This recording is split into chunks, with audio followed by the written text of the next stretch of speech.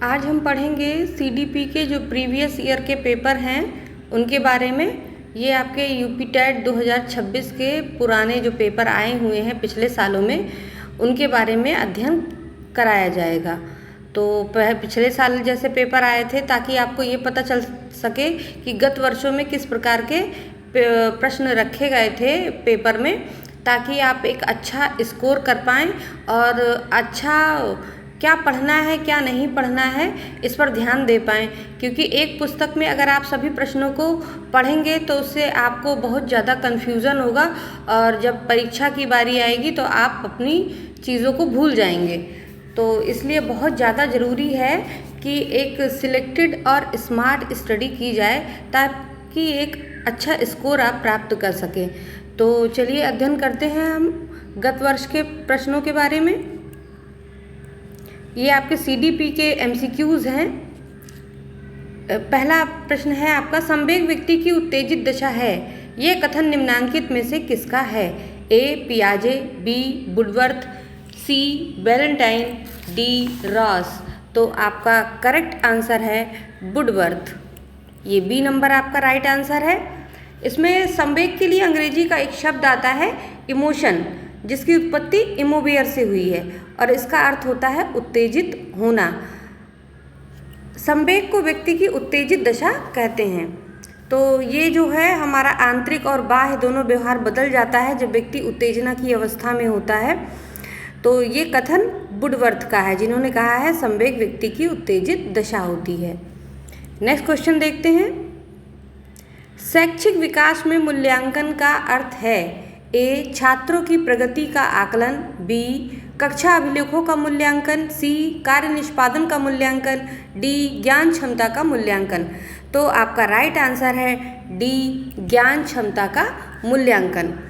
मूल्यांकन वह प्रक्रिया होती है जिसके द्वारा हम किसी छात्र के ज्ञान का आकलन करते हैं। यानी हम ये देखते हैं कि बच्चे ने कितना सीखा है और किस विषय को सीखने में उसकी कौन कौन सी कमियां रह गई हैं। फिर उसको उपचारात्मक शिक्षण दिया जाता है और उसकी रुचि क्या है, उसकी प्रतिभा का आकलन किया जाता है ज्ञान क्षमता के मूल्यांकन के द्वारा।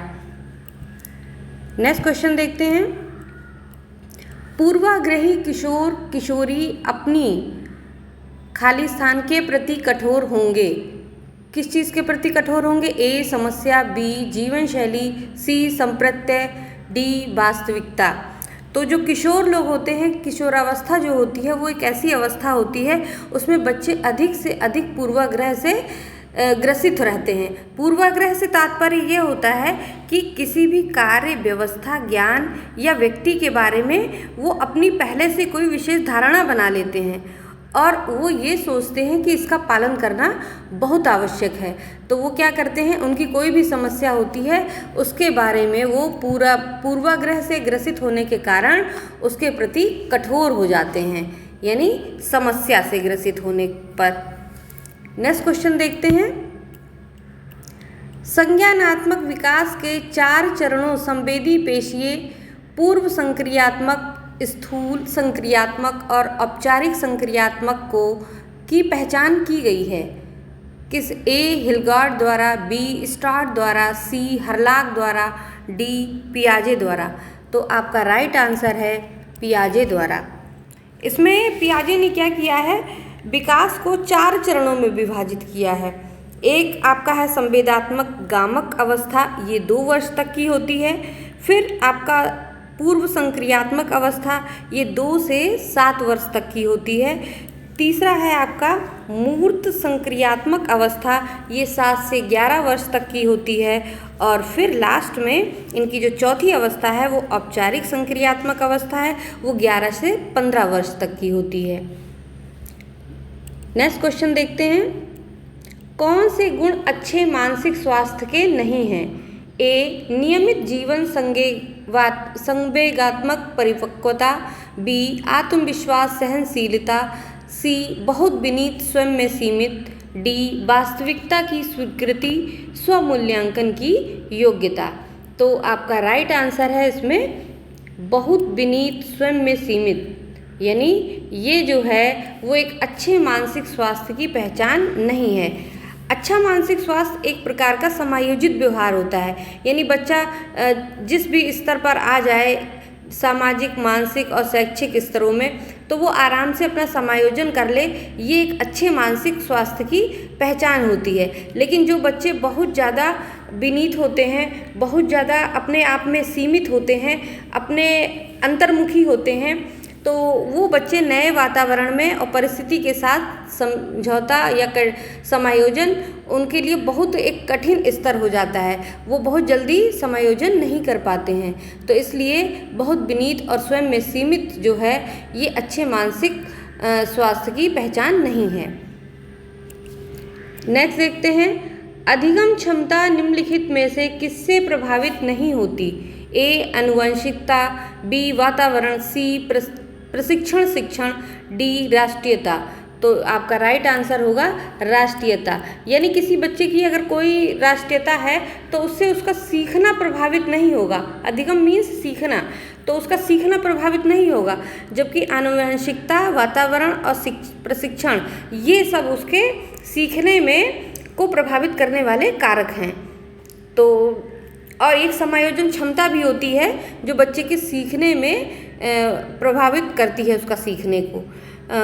नेक्स्ट क्वेश्चन देखते हैं, किस अधिगम मनोवैज्ञानिक ने बाल अधिगम विकास में पुरस्कार को महत्व नहीं दिया है?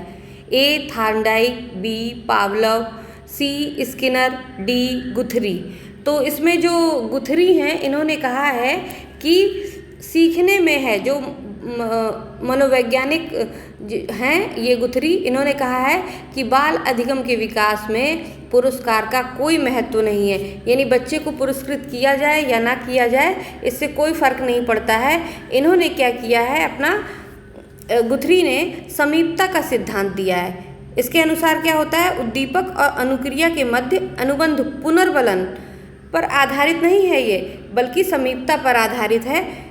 और जो थॉर्नडाइक हैं, पावलोव हैं, स्किनर हैं, इन्होंने अधिगम क्षमता को प्रभावित करने के जो प्रमुख कारण हैं उसमें पुरस्कार को भी एक महत्वपूर्ण स्थान दिया है। नेक्स्ट है आपका, निम्नलिखित में से किस एक से शिशु के अधिगम को सहायता नहीं मिलती? ए अनुकरण, बी अभिप्रेरणा, सी स्कूल का बस्ता, डी पुरस्कार। तो इसमें आपका स्कूल का जो बस्ता है उसका कोई रोल नहीं होता है उसके अधिगम में, जबकि अनुकरण और अभिप्रेरणा और पुरस्कार इन तीनों का रोल होता है उसके सीखने में। तो आपका राइट आंसर है स्कूल का बस्ता। नेक्स्ट है, स्वकेंद्रित अवस्था होती है बालक के ए जन्म से 2 वर्ष तक, बी 3 से 6 वर्ष तक, सी 7 वर्ष से किशोरावस्था तक, डी किशोरावस्था में। तो आपका राइट आंसर है 3 से 6 वर्ष तक। इसमें क्या होता है, बच्चा अपने आप से बात करता है और अपनी खुशी की बहुत चिंता करता है। तो ये ऐसा करता, वो अपने आप से बातचीत इसलिए करता है, वो स्वयं को आदेश देता है, तो इसलिए वो अपने आप में ही लगा रहता है, अपने आप से बातचीत करता है। तो आपका बी नंबर राइट आंसर है। नेक्स्ट है, जिन विद्यालयों में समेकित शिक्षा दी जाती है उसके शिक्षकों को किस क्षेत्र में विशेष में प्रशिक्षित करना चाहिए? ए विशेष आवश्यकता वाले बच्चों की पहचान और शिक्षण, बी व्याख्यान विधि द्वारा शिक्षण, सी क्रियात्मकता के साथ शिक्षण, डी उपरोक्त में से कोई नहीं। तो आपका राइट आंसर होगा विशेष आवश्यकता वाले बच्चों की पहचान और शिक्षण। इसमें ट्रेनिंग दी जानी चाहिए ताकि वो विशेष आवश्यकता वाला जो बच्चा है उसको पहचान सके और उसके लिए शिक्षण कर सके। नेक्स्ट है आपका, निम्न में से किस समूह के बच्चों को समायोजन की समस्या होती है? ए औसत बुद्धि के बच्चे, बी ग्रामीण बच्चे, सी अध्ययनशील बच्चे, डी कुशाग्र बुद्धि के बच्चे। तो इसमें जो है आपका राइट आंसर आएगा वो है कि जो कुशाग्र बुद्धि के बच्चे होते हैं उनको समूह के बच्चों के साथ समायोजन करने में दिक्कतें होती हैं, वो समायोजन नहीं कर पाते हैं। तो आपका डी है आपका राइट आंसर, कुशाग्र बुद्धि के बच्चे। नेक्स्ट है, किसी शिक्षक को यदि यह लगता है कि उसका विद्यार्थी जो पहले विषय वस्तु को भली प्रकार सीख रहा था उसमें स्थिरता आ गई है, शिक्षक को इसे सीखने की प्रक्रिया स्वाभाविक स्थिति मानना चाहिए। बी, विषय को स्पष्टता से पढ़ाना चाहिए। सी, विद्यार्थी को प्रेरित करना चाहिए। डी, उपचारात्मक शिक्षण करना चाहिए। तो आपका राइट आंसर है सीखने की प्रक्रिया स्वाभाविक स्थिति माननी चाहिए। तो आपका राइट आंसर है इसमें ए, सीखने की प्रक्रिया स्वाभाविक स्थिति माननी चाहिए। इसमें क्या होता है, सीखने की जो प्रक्रिया है वो सतत चलती रहती है, यानी निरंतर चलती रहती है। लेकिन इस प्रक्रिया में कभी क्या होता है, कभी मंदता आ जाती है और कभी तीव्रता आ जाती है। विद्यार्थियों को सीखने की प्रक्रिया में स्थिरता भी आती है, तो शिक्षक को इसे स्वाभाविक प्रक्रिया ही मानना चाहिए। नेक्स्ट है आपका, अपनी कक्षा के एक विद्यार्थी की प्रवृत्ति को यदि शिक्षक बदलना चाहता है तो उसे ए, विद्यार्थी के साथ कड़ाई से पेश आना होगा। बी, कक्षा के अन्य विद्यार्थियों को उससे न जानने योग्य दूरी बनाए रखने के लिए कहना होगा। सी, उसके समूह के सभी सदस्यों की प्रवृत्ति बदलनी होगी। विद्यार्थी को पढ़ने के लिए प्रेरित करना होगा। तो आपका सी है कि उसके समूह के जितने भी सदस्य हैं, जितने भी बच्चे हैं, सबकी प्रवृत्ति को बदलना पड़ेगा, क्योंकि बालक की जो प्रवृत्ति होती है उसकी संगत से ही मिलती है। अगर उसके संगत के बच्चों में परिवर्तन नहीं किया जाएगा, केवल उसी में परिवर्तन किया जाएगा, तो इसका बालक पर नकारात्मक प्रभाव पड़ेगा। तो इसलिए उसके ग्रुप के जितने भी बच्चे हैं सबके अंदर बदलाव आवश्यक है। नेक्स्ट है, विकास का वही संबंध परिपक्वता से है जो उद्दीपन का से किस तरह से, ए, परिवर्तन, बी, प्रतिक्रिया, सी, प्रयास, डी, परिणाम। तो इसका राइट आंसर होगा प्रतिक्रिया। बी नंबर आपका राइट आंसर है। इसमें क्या होता है कि व्यक्ति का जो विकास है वो क्रमिक रूप से होता है, यानी एक क्रम से होता है। जैसे व्यक्ति का विकास होता जाता है उसमें परिपक्वता भी आती जाती है। ठीक उसी प्रकार से उद्दीपन का जो संबंध है वो प्रतिक्रिया से होता है, क्योंकि बिना उद्दीपन के प्रक्रिया नहीं हो सकती है। नेक्स्ट है, पियाजे मुख्यतः के क्षेत्र में योगदान के लिए जाने जाते हैं। ए, भाषा विकास, बी, ज्ञानात्मक विकास, सी, नैतिक विकास, डी, सामाजिक विकास। तो इसका आपका राइट आंसर है ज्ञानात्मक विकास। पियाजे जो हैं वो ज्ञानात्मक विकास के लिए जाने जाते हैं। पियाजे ने क्या किया है, ज्ञानात्मक विकास को 4 प्रमुख चरणों में विभाजित किया है। एक आपका है संवेदनात्मक गामक अवस्था, दूसरा है आपका पूर्व संक्रियात्मक अवस्था, तीसरा मूर्त संक्रियात्मक अवस्था और चौथा जो है आपका औपचारिक संक्रियात्मक अवस्था। ये आपकी 15 वर्ष तक की होती है और बाकी का संवेदनात्मक गामक अवस्था होती है वो 2 वर्ष तक होती है और पूर्व संक्रियात्मक अवस्था वो 2 से 7 वर्ष तक होती है और मूर्त संक्रियात्मक अवस्था 7 से 11 वर्ष तक होती है। तो इस तरह से इन्होंने डिवाइड किया है 4 भागों में। नेक्स्ट है आपका, जब कभी 2 या अधिक व्यक्ति एक साथ मिलते हैं और एक दूसरे को प्रभावित करते हैं तो वे एक सामाजिक समूह का निर्माण करते हैं। यह कथन ए, आंशिक रूप से सत्य है, बी, सत्य है, सी, कदाचित सत्य है, डी, असत्य है। तो ये कथन जो है आपका सत्य है। बी नंबर राइट आंसर है आपका। नेक्स्ट है, शिक्षण प्रक्रिया में निम्नलिखित में से किसका भली प्रकार ध्यान रखना चाहिए। ए, विद्यार्थियों की सक्रिय सहभागिता का, बी, अनुशासन और नियमित उपस्थिति का, सी, गृह कार्य की जांच में लगन, डी, विषय वस्तु का कठिनाई स्तर। तो आपका ये है राइट आंसर, विद्यार्थियों की सक्रिय सहभागिता। यानी कक्षा में कुछ भी पढ़ा दिया जाए, अगर विद्यार्थियों की सक्रिय सहभागिता नहीं है तो अच्छे से शिक्षण कार्य नहीं होगा। सफल शिक्षण कार्य के लिए समय समय पर शिक्षक और छात्र दोनों का संवाद होता रहे, नहीं तो शिक्षण कार्य जो है वो नीरस हो जाएगा और छात्रों का अधिगम अच्छी तरह से नहीं होगा। नेक्स्ट है, निम्नलिखित व्यक्तियों में से कौन अपने बच्चे को आंतरिक प्रेरणा दे रहा है। फादर रॉबर्ट अपनी कक्षा के उन बच्चों को चॉकलेट देते हैं जो अच्छा व्यवहार करते हैं। बी, अगली कक्षा में कक्षोन्नति पाने पर नंद कुमार अपने पुत्र को कहानी की पुस्तकें देते हैं। सी, अपने पुत्र के जन्मदिन पर गिरजेश कुमार दावत देते हैं। डी, विज्ञान विषयों में सर्वोच्च अंक पाने पर राकेश कुमार अपने पुत्र की प्रशंसा करते हैं। तो राइट आंसर होगा इसमें विज्ञान विषयों में सर्वोच्च अंक पाने पर राकेश कुमार अपने पुत्र की प्रशंसा करते हैं, क्योंकि ये जो अधिगम का जो कारक हैं अधिगम के, तो उसमें जो पुरस्कार है, प्रशंसा है, ये इस चीज़ को इंगित करता है कि उसकी बच्चे की प्रशंसा करने से वो आगे बढ़ने के लिए तत्पर होता है। नेक्स्ट है आपका अभिप्रेरणा का वर्गीकरण होता है। ए, स्वाभाविक और कृत्रिम। बी, कम महत्वपूर्ण तथा अधिगम महत्वपूर्ण। सी, जन्मजात तथा अर्जित। डी, अभिप्रेरणा तथा प्रलोभन। तो इसका राइट आंसर है आपका सी नंबर है आपका जन्मजात तथा अर्जित। जन्मजात तथा अर्जित, सी नंबर है आपका राइट आंसर। इसमें क्या होता है, अब्राहम मैस्लो जो हैं वो अभिप्रेरणा को 2 वर्गों में वर्गीकृत किया है उन्होंने। एक जन्मजात अभिप्रेरणा, जैसे आपका भूख है, प्यास है, विश्राम है, निद्रा है, ये आपकी जन्मजात अभिप्रेरणा है।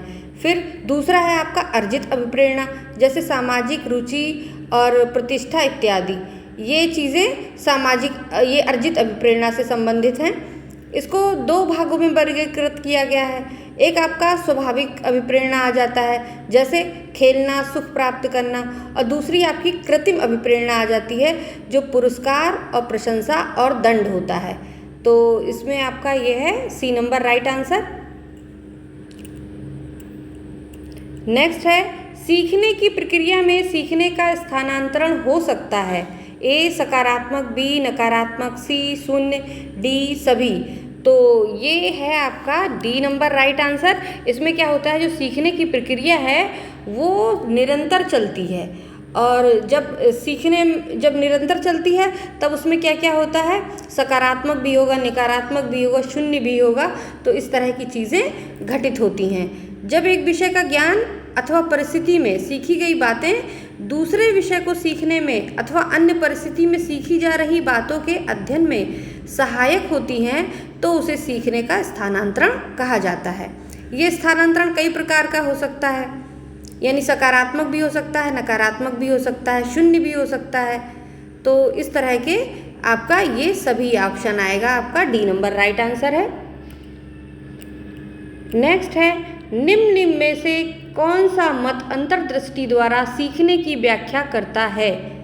ए, मनोविश्लेषणवाद। बी, व्यवहारवाद। सी, संबंधवाद। डी, गेस्टाल्टवाद। तो आपका राइट आंसर है गेस्टाल्टवाद। डी ऑप्शन आपका राइट आंसर है। इसमें क्या होता है, सीखने की अंतर्दृष्टि या सूझ के सिद्धांत का प्रतिपादन जर्मनी के गेस्टाल्टवादियों द्वारा दिया गया था, इसलिए इस सिद्धांत को गेस्टाल्ट सिद्धांत भी कहते हैं।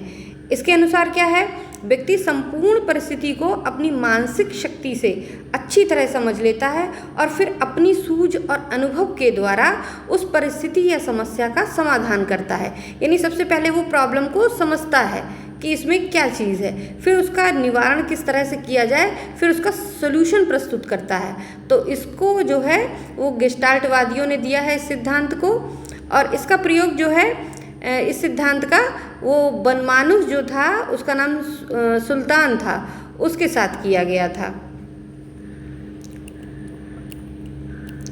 नेक्स्ट है किस मनोवैज्ञानिक ने सीखने की सामग्री के रूप में निरर्थक शब्दों का प्रयोग किया। A, William James. B, Skinner. C, Ebbinghaus. D, Bartlett. तो आपका राइट आंसर होगा इसमें सी, एबिंगहॉस। ये आपका सी नंबर राइट आंसर है। इसमें क्या है, एबिंगहॉस मनोवैज्ञानिक ने निरर्थक शब्दों का प्रयोग सीखने की सामग्री के रूप में प्रयोग करने को कहा है। उनके अनुसार निरर्थक शब्दों के प्रयोग से धीरे धीरे सार्थक शब्दों का प्रयोग करना आसान हो जाता है। यानी आपने देखा होगा बच्चा जब छोटा होता है तो वो बिना अर्थ वाले शब्द जिनका कोई मतलब नहीं होता है वो बोलता रहता है। तो सबसे पहले वो प्रैक्टिस करता है निरर्थक शब्द बोलने की, और उसके बाद फिर वो सार्थक शब्द सार्थक शब्द बोलने लगता है। तो इस तरह से इन्होंने एबिंगहॉस ने कहा है कि निरर्थक रूप से जो शब्द हैं, निरर्थक रूप के, उनका भी प्रयोग किया जाए। उनका प्रयोग करने के बाद फिर सार्थक शब्दों का प्रयोग किया जाए। नेक्स्ट देखते हैं, सीखने के नियम दिए हैं। ए पावलोव ने, बी स्किनर ने, सी थॉर्नडाइक ने, डी कोहलर ने। तो ये आपका है C number right answer, Thorndike. तो सीखने का जो नियम है वो थॉर्नडाइक ने दिया है। सीखने का जो नियम है वो थॉर्नडाइक के द्वारा प्रतिपादित किया गया है। थॉर्नडाइक का पूरा नाम एडवर्ड थॉर्नडाइक था। ये यूएसए के मनोवैज्ञानिक हैं। इन्होंने पशु व्यवहार और सीखने की प्रक्रिया दोनों पर कार्य किया है, जिससे उन्हीं के कार्य के आधार पर आधुनिक शैक्षिक मनोवैज्ञानिक विज्ञान की नींव पड़ी। यानी आधुनिक जो शैक्षिक मनोविज्ञान है उसकी नींव पड़ी। थॉर्नडाइक के सीखने के 3 नियम हैं। सबसे पहला है तत्परता का नियम, दूसरा है आपका प्रभाव का नियम, तीसरा है आपका अभ्यास का नियम। नेक्स्ट है सीखना है। ए व्यवहार में परिवर्तन, बी अनुभव तथा अभ्यास का परिणाम, सी व्यवहार में अपेक्षाकृत स्थायी परिवर्तन, डी ये सभी। तो आपका राइट आंसर होगा ये सभी। यानी जो सीखना है वो ये सब कहलाता है। इसमें क्या होता है, सीखना सतत रूप से चलने वाली एक प्रक्रिया है जो जन्म से प्रारंभ होती है और मृत्यु तक चलती रहती है। सीखने की गति में वातावरण के अनुरूप परिवर्तन भी होता रहता है। अधिगम प्रक्रिया के 2 तत्व होते हैं, एक परिपक्वता और दूसरा है पूर्व अनुभवों से प्राप्त परिणाम। नेक्स्ट क्वेश्चन देखते हैं, शारीरिक वृद्धि और विकास को कहते हैं। ए तत्परता, बी अभिवृद्धि, सी गतिशीलता, डी आनुवंशिकता। तो आपका राइट आंसर होगा अभिवृद्धि। बी नंबर आपका राइट आंसर है। इसमें क्या है कि जो शारीरिक वृद्धि है और विकास है उसको ग्रोथ, अभिवृद्धि कहते हैं। और अभिवृद्धि का जो समय होता है वो निश्चित होता है और एक निश्चित समय तक ही चलती है। और शारीरिक विकास में आपने देखा होगा कि बच्चों की जो लंबाई है वो एक निश्चित उम्र तक ही होती है, उसके बाद उनकी लंबाई उतनी तेजी से नहीं बढ़ती है। तो ये ग्रोथ है। नेक्स्ट है आपका चिंतन संज्ञानात्मक पक्ष में एक मानसिक क्रिया है। यह कथन दिया गया है। ए डिबी द्वारा, बी गिलफर्ड द्वारा, सी क्रूज द्वारा, डी रॉस द्वारा। तो आपका राइट आंसर है इसमें डी रॉस द्वारा। ये आपका करेक्ट ऑप्शन है। रॉस के अनुसार चिंतन सकारात्मक पक्ष में एक मानसिक क्रिया है। नेक्स्ट है आपका बाल मनोविज्ञान के आधार पर कौन सा कथन सर्वोत्तम है। ए सारे बच्चे एक जैसे होते हैं, बी कुछ बच्चे एक जैसे होते हैं, सी कुछ बच्चे विशिष्ट होते हैं, डी प्रत्येक बच्चा विशिष्ट होता है।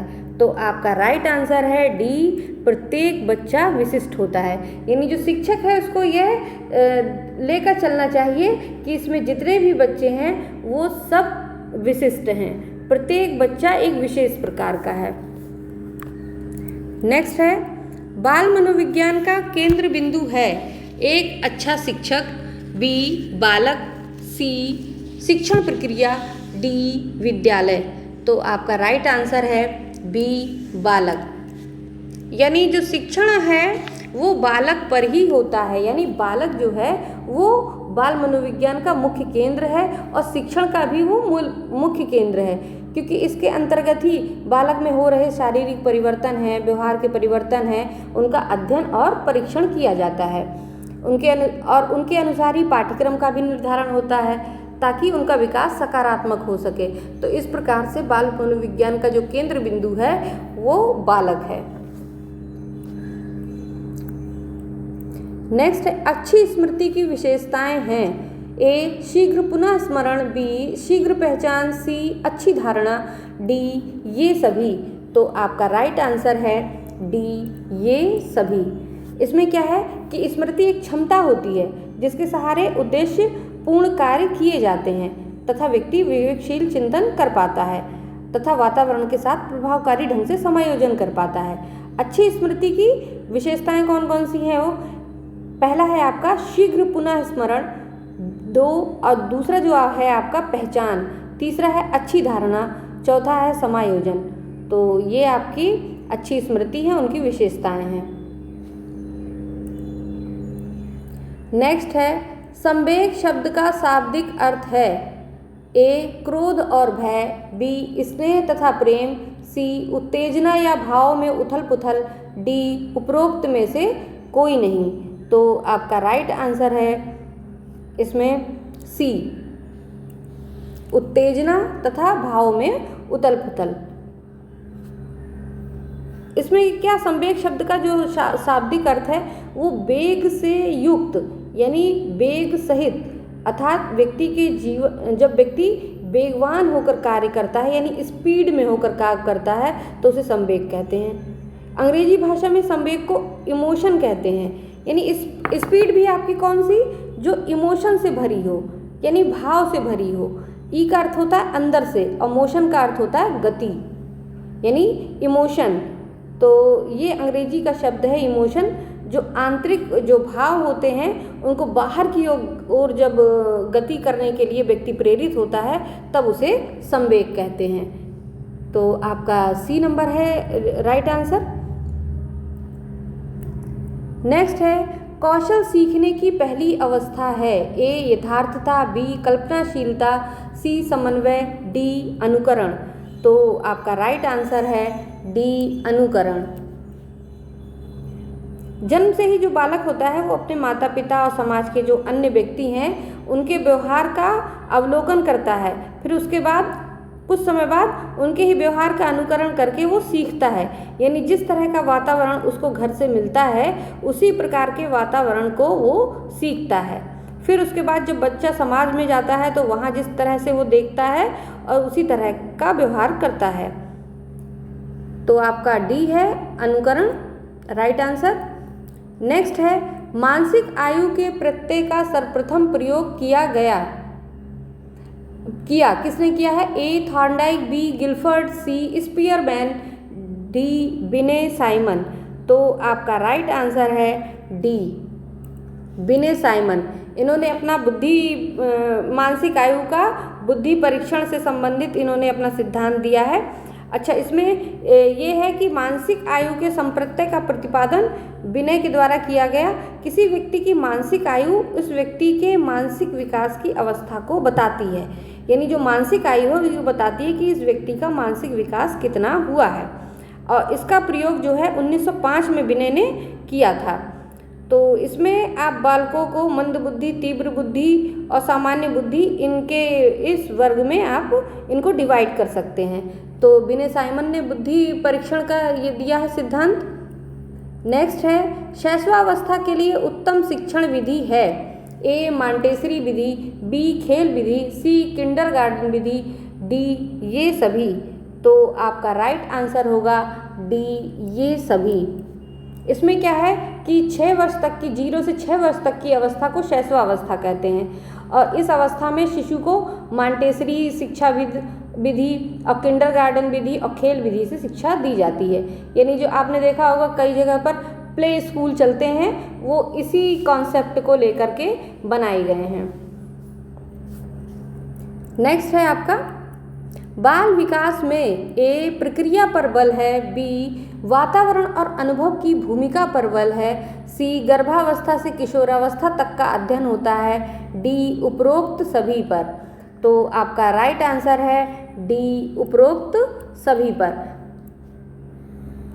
यानी जो आपका बाल विकास है उसमें केवल एक ही अवस्था का अध्ययन नहीं होता है, बल्कि बाल विकास में बालक की प्रक्रिया पर बल दिया जाता है, वातावरण और अनुभव की भूमिका पर बल दिया जाता है, गर्भावस्था से लेकर किशोरावस्था तक का अध्ययन किया जाता है और वंशानुक्रम का विकास पर पड़ने वाले प्रभावों का अध्ययन किया जाता है। तो विकास के विभिन्न सिद्धांत हैं उनका अध्ययन किया जाता है। तो आपका राइट आंसर होगा डी उपरोक्त सभी पर। नेक्स्ट है बाल विकास का अध्ययन क्षेत्र है कौन सा? बाल विकास की विभिन्न अवस्थाओं का अध्ययन, बी वातावरण का बाल विकास पर पड़ने वाले प्रभावों का अध्ययन, सी व्यक्तिक विभिन्नताओं का अध्ययन, डी उपरोक्त सभी। तो आपका राइट आंसर होगा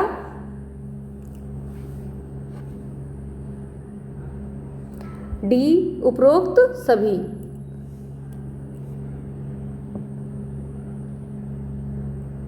यदि मनुष्य के जो जन्म है वहाँ से लेकर के किशोरावस्था के अंत तक उसमें जितने भी जैविक और मनोवैज्ञानिक परिवर्तन होते हैं उनको बाल विकास कहते हैं। तो इस प्रकार से हम बालक के शारीरिक विकास, मानसिक विकास और व्यवहारिक परिवर्तनों और वातावरण का बालक पर प्रभाव पड़ने वाले प्रभाव का अध्ययन करते हैं। नेक्स्ट है आपका सर्वाधिक उपयुक्त जीवित रहता है का सिद्धांत है। ए, लैमार्क का, बी, हैरिसन का, सी, डार्विन का, डी, मैकडूगल का। तो इसमें आपका सी नंबर राइट आंसर है, डार्विन का। इसमें चार्ल्स डार्विन ने क्या किया था, क्रम विकास का सिद्धांत प्रतिपादित किया। अच्छा, क्रम विकास जैविक आबादी से के आनुवांशिक लक्षणों के पीढ़ी दर पीढ़ी परिवर्तन को कहते हैं। इस सिद्धांत के अनुसार जो प्राणी स्वयं को प्रकृति के अनुरूप नहीं ढाल पाता उसका अस्तित्व समाप्त हो जाता है। यानी जो जंगल का नियम होता है, जो सबसे ज़्यादा शक्तिशाली होता है वही सरवाइव कर पाता है। तो उसी तरीके से ये होता है कि जो पीढ़ी अपने अंदर परिवर्तन कर पाती हैं, समायोजन कर पाती हैं, वही पीढ़ी दर पीढ़ी जीवित रहती हैं। बाकी वो और जो ऐसा नहीं कर पाती हैं यानी समायोजन नहीं कर पाती हैं वो समाप्त हो जाती हैं। तो ये डार्विन का कथन है। नेक्स्ट है बिने साइमन परीक्षण द्वारा मापन किया जाता है। ए, सामान्य बुद्धि का, बी, विशिष्ट बुद्धि का, सी, अभिवृद्धि का, डी, अभिक्षमता का। तो इसमें राइट आंसर है आपका ए, सामान्य बुद्धि। ये आपका राइट आंसर है। सामान्य बुद्धि का मापन जो है बिने का साइमन बुद्धि परीक्षण कहलाता है। ये 1905 में इन्होंने किया था साइमन के साथ मिलकर, बिने साइमन ने। नेक्स्ट है आपका संवेगात्मक विकास को प्रभावित करने वाले कारक हैं। ए, शारीरिक स्वास्थ्य, बी, मानसिक योग्यता, सी, थकान, डी, ये सभी। तो आपका राइट आंसर है डी, ये सभी, यानी डी नंबर आपका राइट आंसर है। संवेगात्मक विकास का जो तात्पर्य है वो है व्यवहार परिवर्तन से, और जो व्यवहार परिवर्तन है उसमें आपका शारीरिक स्वास्थ्य, मानसिक योग्यता, थकान, परिस्थिति, ये सब सम्मिलित होती है। नेक्स्ट है आपका सामाजिक प्रत्याशाओं के अनुरूप व्यवहार की योग्यता का अधिगम सामाजिक विकास कहा जाता है। उक्त कथन है ए, हरलॉक का, बी, टीपी नन का, सी, मैकडूगल का, डी, रॉस का। तो आपका राइट आंसर है इसमें ए, हरलॉक, यानी ए नंबर आपका राइट आंसर है। अच्छा, हरलॉक जो हैं वो प्रसिद्ध मनोवैज्ञानिक थे जिन्होंने समाज का प्रभाव बालक के विकास और अधिगम पर किस प्रकार पड़ता है ये बताया है। हरलॉक ने क्या कहा है कि सामाजिक प्रत्याशाओं के अनुरूप व्यवहार की योग्यता का अधिगम सामाजिक विकास कहा जाता है। सीखने का सर्वाधिक उपयुक्त अर्थ है। ए, कौशल अर्जन, बी, ज्ञान अर्जन, सी, व्यवहार में परिवार्जन, डी, वैयक्तिक समायोजन। तो आपका राइट आंसर है सी, व्यवहार में परिमार्जन। इसमें क्या होता है कि जो सीखने का मुख्य उद्देश्य है वो बालक के व्यवहार में परिवर्तन लाना है, ये ताकि वो परिस्थिति के अनुसार खुद को समायोजित कर सके और अपना विकास कर सके और अपना जीवन जी सके। नेक्स्ट है आपका वाणी दोष नहीं है। ए, ध्वनि परिवर्तन और अस्पष्ट उच्चारण, बी, धीमी या तेज गति से बोलना, सी, हकलाना और तुतलाना, डी, तीव्र अस्पष्ट वाणी। तो आपका राइट आंसर है इसमें बी, वाणी दोष का अर्थ है धीमी या तेज गति से बोलना। इसमें क्या होता है कि अपनी बातों को स्पष्ट रूप से ना कह पाना, और स्पष्ट रूप से ना कह पाने के कारण बच्चा हकलाता है, तुतलाता है और शब्दों का सही उच्चारण नहीं कर पाता है, तो उसको वाणी दोष कहा जाता है।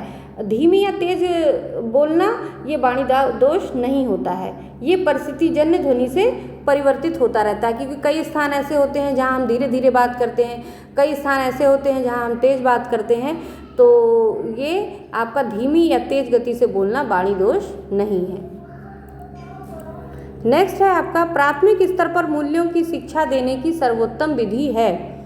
ए, मूल्यों के महत्व को बताना। बी, मूल्यों के पालन न करने पर दंडित करना। सी, अध्यापक के व्यवहार में मूल्य स्थापना। डी, उपरोक्त सभी। तो आपका राइट आंसर होगा सी, अध्यापक के व्यवहार में मूल्य स्थापन। ये आपका सी नंबर है राइट आंसर। इसमें क्या होता है कि हमारा जो समाज है वो सांस्कृतिक रूप से बहुआयामी है। शिक्षा के द्वारा सार्वजनिक और शाश्वत मूल्यों का विकास होना चाहिए जो हम लोगों को एकता की ओर ले जा सके। तो इसमें क्या होता है, सर्वोत्तम विधि कौन सी है? महान व्यक्तियों के गुणों के बारे में बताना, मूल्यों के महत्व को बताना, अध्यापक द्वारा और स्वयं मूल्य आधारित व्यवहार और आचरण को अपनाना, कक्षा में अनुशासन बनाए रखना, ये सारी चीज़ें हैं। नेक्स्ट है आपका मूल्यों के वर्गीकरण में सम्मिलित नहीं है। ए, आध्यात्मिक मूल्य। बी, एन केन प्रकारेण धनार्जन का मूल्य। सी, नैतिक मूल्य। डी, सांस्कृतिक मूल्य। तो इसका आपका राइट आंसर है बी,